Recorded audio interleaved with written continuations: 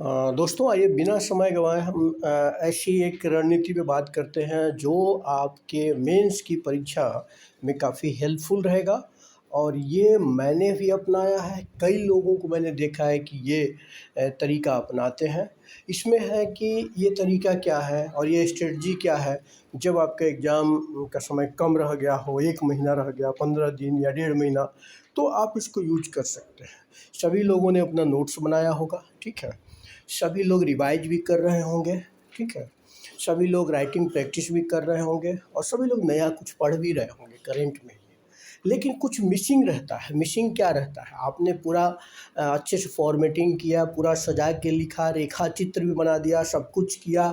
आपने जो सामान्य परिचय है या इंट्रोडक्शन भी अच्छे से लिखा, आपने कंक्लूजन भी अच्छे, फिर भी मेन बॉडी में कुछ मिसिंग रहता है जो थोड़ा सा अलग होना चाहिए। ऐसा क्यों होता है? ऐसा क्यों होता है? ऐसा इसलिए होता है, मेरे साथ भी हुआ है या कई लोगों के साथ भी होता है, कि जो कठिन तथ्य हैं, जो बार बार आपने रिपीट नहीं किया है, रिवीजन नहीं किया है, तो वो क्या होंगे, वो एग्जामिनेशन के प्रेशर में, एग्जामिनेशन हॉल में वो भूल जाते हैं। और अक्सर 3-4 ऐसे फैक्ट जो आपको थोड़ा लीड दे सकते हैं मेन बॉडी में, जिसमें कारण हो गया, समस्या हो गया, समाधान होगा, मेन बॉडी में यही लिखते हैं। तो उसमें अगर कुछ नया फैक्ट्स डालते हैं जो अन्य लोग नहीं डाल पाते हैं, जो थोड़ा कठिन है, तो आप वहाँ पे आपको 1-2 नंबर का बेनिफिट हो सकता है। अब आप देखिए दोस्तों कि करना क्या है? करना ये है कि हर आंसर, हर टॉपिक के कुछ ऐसे शब्दों का चयन कीजिए, कुछ ऐसे डाटा का चयन कीजिए।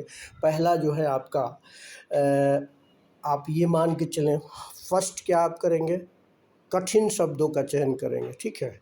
कठिन शब्द जो आप जाकर के भूल जाने वाले, लिखने में थोड़ा सा दिक्कत हो रहा है कि ये चूँकि इस तरह का पैड है, राइटिंग पैड, जो बहुत अच्छे से लिखा नहीं जाता है। खैर उसका कोई महत्व तो नहीं है कि टेढ़ा लिख रहे हैं, मेढ़ा लिख रहे हैं, वो सब आपको फ़ायदा होना चाहिए। अगर अच्छा लिखने के बाद भी फ़ायदा नहीं होता तो उसका कोई मतलब नहीं है, ठीक है। तो मैं अनुभव से कह रहा हूँ, कठिन शब्दों को लिख कर के याद कर लो। जो किसी आंसर के कठिन शब्द हैं उनको अलग लिख लीजिए। कैसे होंगे?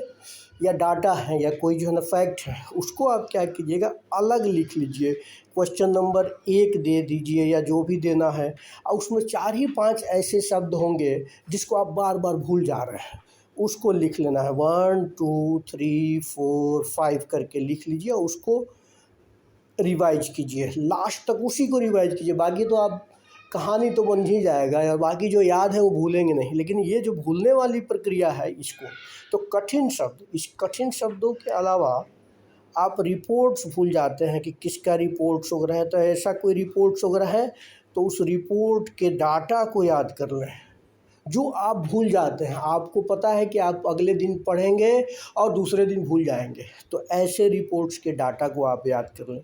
तीसरा चीज़ है ये दोस्तों, तीसरा चीज़ क्या है, थर्ड में आप कोई जो है ना डाटा याद कर लें, ठीक है। कोई डाटा या कोई फैक्ट जो है ना, मान लीजिए परसेंटेज में कोई डाटा हो सकता है, प्रतिशत में कोई हो सकता है, या फिर संख्या होगा, है ना, संख्या हो सकता है। तो कुछ भी हो, उसको याद कर लेना जो आप भूल जा रहे हैं। तो लिख करके, एक बार नहीं 10-10 बार लिख करके याद कर, गांठ मान लो इसको कि आपको 10-10 बार लिखना है। 10-10 बार लिखिए तभी जाके एग्जामिनेशन हॉल में आप लिख पाइए, अदरवाइज वहाँ जा कर के प्रेशर में भूल जाइएगा और वो मिसिंग रहेगा। वो जो चीज़ है मेन बॉडी में मिसिंग रहेगा। मेरे साथ भी हुआ, किसी के साथ भी होता है, ठीक है। कई बार तो प्रेशर में आपको याद ही नहीं आएगा या फिर गलत लिख करके आएंगे, जो कि एक तरह से क्राइम है। तो कठिन शब्द हो गया, या इसके अलावा रिपोर्ट्स वगैरह हो गया, डाटा आप जो है ना अच्छे से याद कर लें, ठीक है। और सीक्वेंसेज, कई बार होता है कि सीक्वेंस आप भूल जाते हैं कि पहले क्या लिखना है, दूसरे क्या, तो इसको बार बार रिवाइज करते रहें। मेरे कहने का मतलब है जितने भी कठिन शब्द हैं जो आप भूल जा रहे हैं, डाटा है, 3 ही चीज़ मैं बताऊंगा। पहला कठिन शब्द, कठिन शब्द हर टॉपिक अलग, साइंस टेक, अगर मैं स्पेस टेक्नोलॉजी लिखने जा रहे हो तो उसका कठिन शब्द अलग होगा। कोई नया कुछ लॉन्च वगैरह वगैरह, डेट वगैरह भी कठिन शब्द में आता है या डाटा में आ जाएगा, ठीक है। तो ऐसे, या फिर उसका नाम ही ऐसा टेढ़ा रहेगा कि वहाँ जाने के बाद भूल जाएगा, ठीक है। अब मान लीजिए कि PSLV C53 अगर है तो आप भूल जाइएगा कि C53 था या 4 था, क्या था। तो इस तरह की चीज़ें ब्लंडर होती है, हमें अनुभव से कह रहा हूँ। ऐसा नहीं है कि कोई दूसरा हमको बताया फिर हम जो है आपको बता रहे, नहीं, मैंने अनुभव किया है। मुझे पता है 20-25 के आसपास मेंस देने का अनुभव है, तो इसका थोड़ा बहुत तो जानकारी होगा, जिसमें मैंने 9 बार इंटरव्यू दिया और मुझको फाइनल 4 बार फाइनल सिलेक्शन हुआ है, ठीक है। तो एक अनुभव है, उसी अनुभव के आधार पर बता सकते हैं कहाँ आप गलती कर सकते हैं। तो मुझे लगता है कि इसको आप दुरुस्त कर लें और केवल उन्हीं चीज़ों को आप जो है ना याद करके जाएँ, बाकी तो कहानी बन ही जाता है वहाँ पे, कोई दिक्कत नहीं। तो कठिन शब्दों को बार-बार लिख कर के याद कर लेना है, कठिन डेट या डाटा को बार-बार लिख कर के याद कर लेना है, कोई रिपोर्ट्स हैं उसमें कुछ ऐसी चीज़ें हैं, ठीक है। इसी तरह से आपका ऑप्शनल भी है, ऑप्शनल में भी कठिन कई चीज़ें हैं, आपको कई टर्म्स हैं जिसको आप भूल जा रहे हैं, उसको हिस्ट्री ऑप्शनल है तो बहुत सारे टर्म्स होते हैं, अगर साउथ इंडिया के टर्म्स याद करने हैं, नाम ही याद करना है तो आप भूल जाइएगा, तो उसको बार बार लिख करके एक रफ कॉपी में याद कर लो। कहाँ लिखना है? रफ कॉपी में लिखना है, और या तो समरी बना करके आप लिख सकते हैं ताकि लास्ट में 1 सप्ताह में आप रिवाइज कर सकें।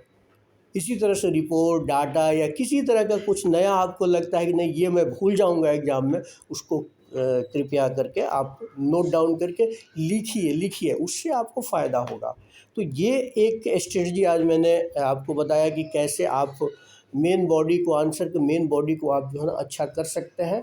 तो उम्मीद है इससे आपको फ़ायदा होगा, और ऐसे स्ट्रेटजी पे मैं चर्चा करता रहूँगा, किसी टॉपिक पे भी चर्चा करता रहूँगा, तो आप नियमित रूप से देखते रहिए। और अगर चाहते हैं कि रेगुलर जो है ना करें तो आप सब्सक्राइब कर सकते हैं, लाइक कर सकते हैं, बाकी आपकी मर्ज़ी, करें ना करें उससे कोई फ़र्क नहीं पड़ता, लेकिन मेरा काम है आपको कुछ ना कुछ देना।